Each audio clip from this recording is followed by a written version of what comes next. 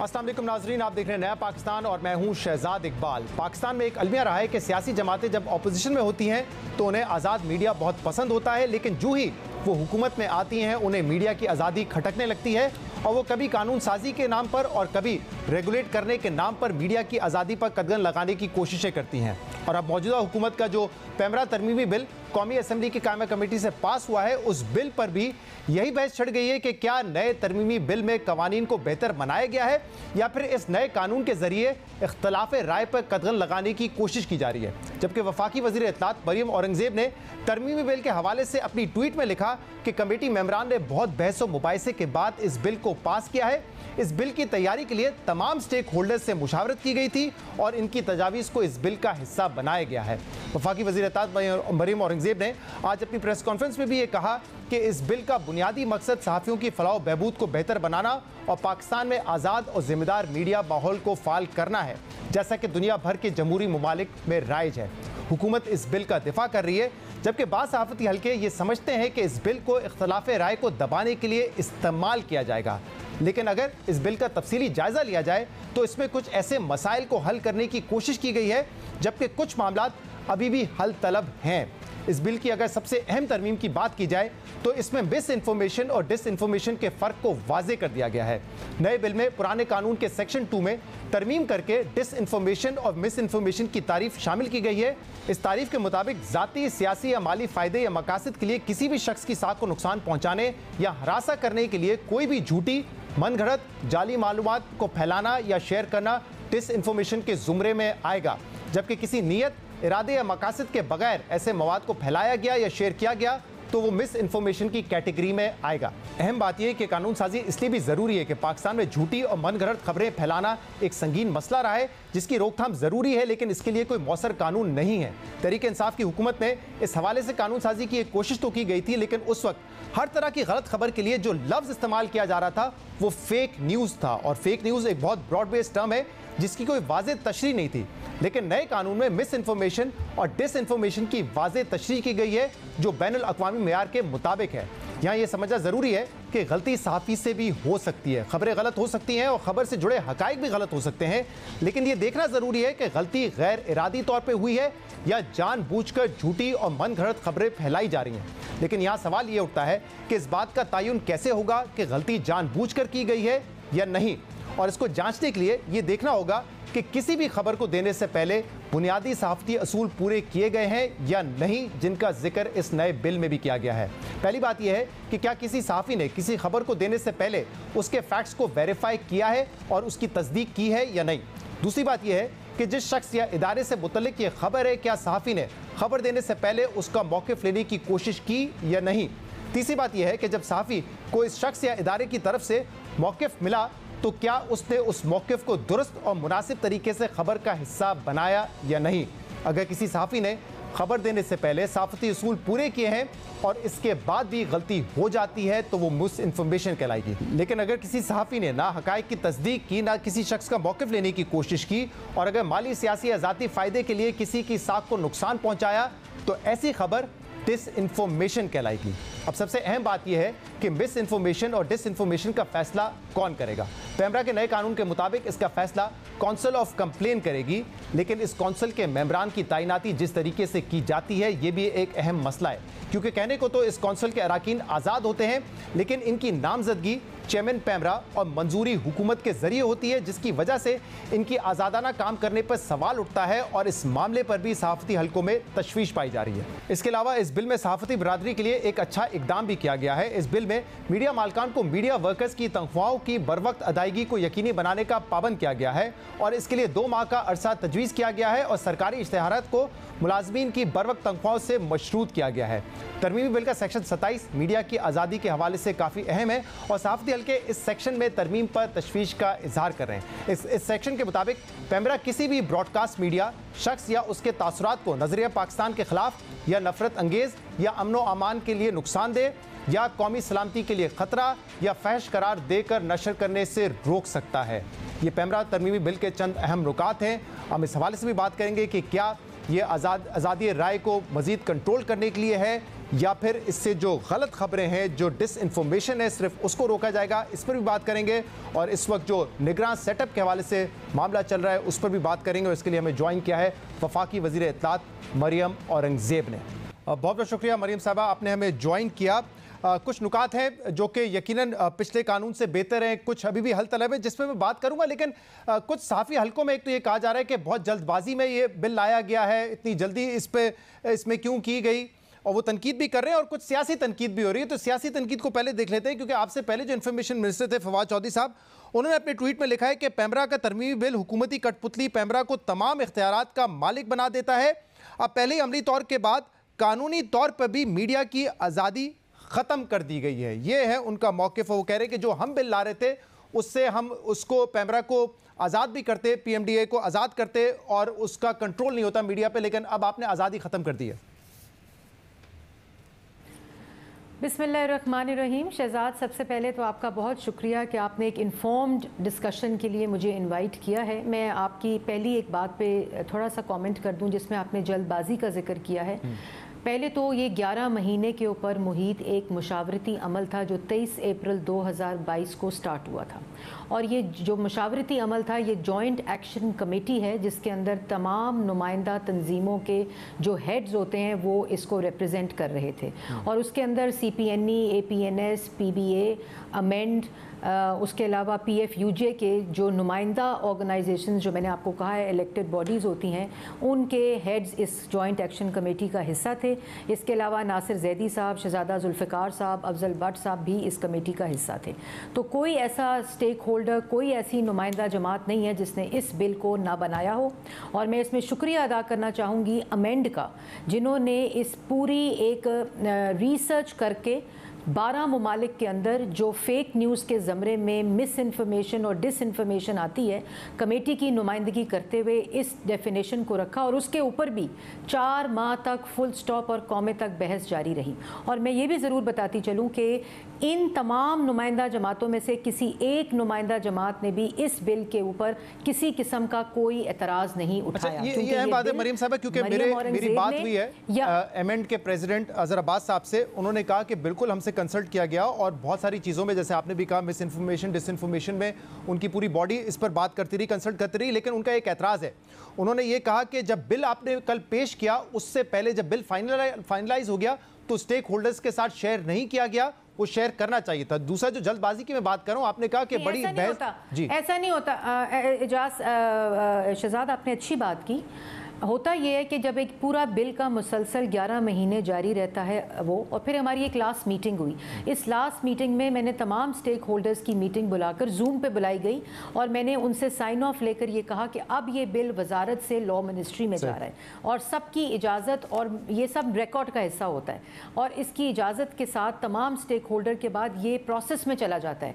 फिर ये law ministry गया, लॉ मिनिस्ट्री में ये वेट होता है, वेट होने के बाद ये कैबिनेट में जाता है, कैबिनेट के बाद ये CLC में जाता है जो फिर एक लेजिस्लेटिव बॉडी है। CLC के बाद ये दोबारा कैबिनेट में आता है, कैबिनेट के बाद ये पार्लियामेंट में ले होता है, ले होने के बाद ये नेशनल असेंबली की स्टैंडिंग कमेटी में जाता है, स्टैंडिंग कमेटी के बाद ये दोबारा पार्लियामेंट में आता है वोटिंग के लिए, फिर सेनेट में जाता है वोटिंग के लिए, और फिर प्रेसिडेंट इस पर साइन करते हैं। तो जब ये मेरे से तमाम स्टेक होल्डर्स की मुशावरत हो गई, उसके बाद हमने एक कंसल्टेशन और एक कंसेंसस के साथ ये बिल लॉ मिनिस्ट्री में भेज दिया, जिस शक्ल में आज ये बिल मौजूद है। और उसके बाद ये पार्लियामेंट्री अफेयर्स जो मिनिस्ट्री है वो पार्लियामेंट में टेबल करती है और मुझे इतला होती है, ये प्रोसेस है, और इस इतला होने के बाद मैं वो पार्लियामेंट के अंदर बट आपने कहा कि बहुत बहस मुबाहिसा इसमें हुआ है, लेकिन ये आपने अपने ट्वीट के मुताबिक परसों ये टेबल हुआ था और कल इसका पार्लियामेंट्री कमेटी ने फैसला कर लिया ना, कौमी असेंबली की कमेटी ने।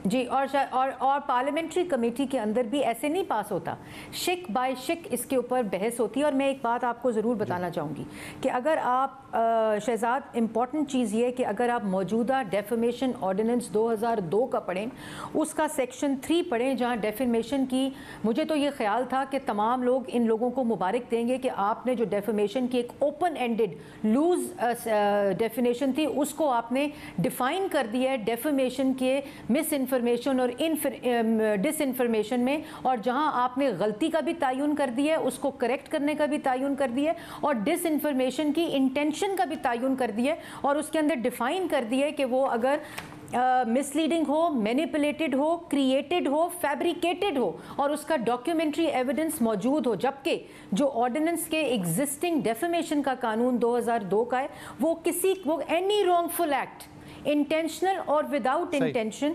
publication or circulation of a false statement or representation made orally, written or visual form which injures the reputation of a person, lowers him in the estimation of others, tends to reduce him to ridicule, injustice and criticism. ये existing मौजूद है, इसको इसकी तनाजुर मरियम साहब, अगर आपने इब्तिदाई सुना हो मेरा, तो उसमें हमने कहा है कि ये बड़ा अच्छा किया है कि मिस इन्फॉर्मेशन और डिसइन्फॉर्मेशन को उसकी तशरीह कर दी है, उसमें तफरीक कर दी है, क्योंकि पहले तो सिर्फ ये था कि फेक न्यूज़ क्या होती है, तो ये बड़ा अच्छा काम किया है। एक सवाल मैं आपको बताता हूँ अब जो मीडिया बरादरी से आ रहा है वो ये है कि इसका तयन कौन करेगा, इंटेंट का तयन कौन करेगा। अगर काउंसिल ऑफ कंप्लेन ने ये करना है तो फिर काउंसिल ऑफ कंप्लेन के जो मेंबरान हैं वो तो पैमरा ने नॉमिनेट करना है, हुकूमत ने उनको अपॉइंट करना है, तो फिर कैसे वो इंडिपेंडेंस रह जाएगी? अच्छा, वहाँ पर? एक मैं जी शहजाद, बहुत अच्छा सवाल किया, मेरी मुश्किल आपने आसान कर दी। एक तो ये दो फेक न्यूज़ को डिसइंफॉर्मेशन और मिस इन्फॉर्मेशन में डिफ़ाइन किया गया जी। उसके बाद पहली दफ़ा ये, हाँ, मैं आई फील प्राउड कि इस ग्रुप ने मेरी रहनुमाई करते हुए जो तयन की बात है उसकी इंटेंशन को भी पहले डॉक्यूमेंट्री एविडेंस के साथ प्रूफ करना है, उसकी करेक्शन हो जाए तो ना ये डिसइंफॉर्मेशन होगी ना मिस इन्फॉर्मेशन होगी। और तयन COC ने नहीं करना, इसका तयन पेमरा की पहले अथॉरिटी ने करना है, जो पहले वाहिद आदमी चेयरमैन पेमरा करता था। एक साइन से वो चैनल्स को बैन करता था, प्रोग्राम को बंद करता था, सस्पेंड करता था, लाइसेंस को कैंसिल करता था। अब उसका इख्तियार जो है इसका तयन करने का वो एक अथॉरिटी को दे दिया गया। ना सिर्फ अथॉरिटी को दिया गया बल्कि पेमरा के अंदर 2 चेयर्स को ऐड किया गया रिप्रेजेंटेशन की, जिसमें एक मीडिया के लाइसेंसी की चेयर है और दूसरी सहाफ़ियों की चेयर है, वर्किंग जर्नलिस्ट की। तो ये को रेगुलेशन है, ये कहीं दुनिया में नहीं होती कि रेगुलेटर की बॉडी के अंदर आपके लोग मौजूद हों। ये लेकिन वो सिर्फ 13 में से को फॉलो करते 13 लोग हुकूमती होंगे, 2 और होंगे और उनके पास भी कोई वोटिंग का इख्तियार नहीं होगा, वो तो एज एन ऑब्जर्वर बैठे होंगे ना वहां पर।